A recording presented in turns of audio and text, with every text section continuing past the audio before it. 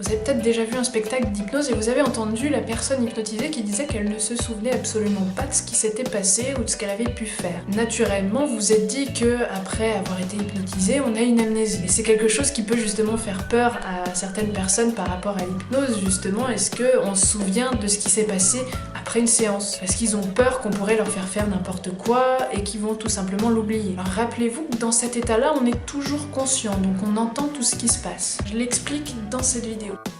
Mais être conscient, ça veut pas dire qu'on va se souvenir de tout dans les moindres détails.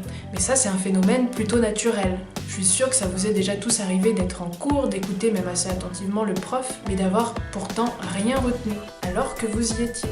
L'hypnose, c'est comme un rêve éveillé. C'est un peu comme quand on se lève le matin, on sait qu'on a rêvé, mais impossible de se souvenir de tous les détails. Même plus on va penser au rêve et plus on l'oublie. C'est ce qui fait que même si on se souvient pas de tous les détails d'une séance d'hypnose, on a quand même une idée générale de ce qu'il a pu se passer et il peut nous rester toujours une impression, comme dans un rêve. Et oublier, ça peut même être très bien parfois. Si je fais une séance et qu'elle se souvient de tout ce que j'ai dit, il y a de fortes chances qu'elle se mette à analyser chacune de mes paroles.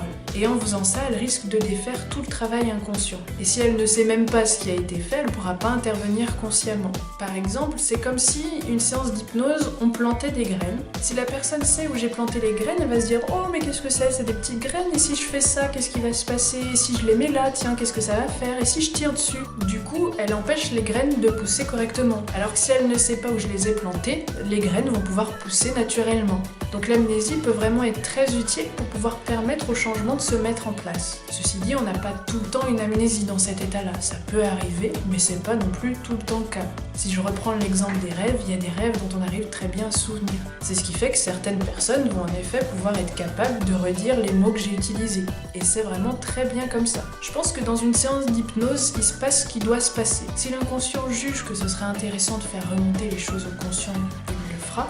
Mais si c'est pas intéressant pour lui, alors il le fera pas, et puis c'est tout. Puis après tout, on n'a pas besoin de tout savoir. Tant que les changements se mettent en place, c'est tout ce qui importe.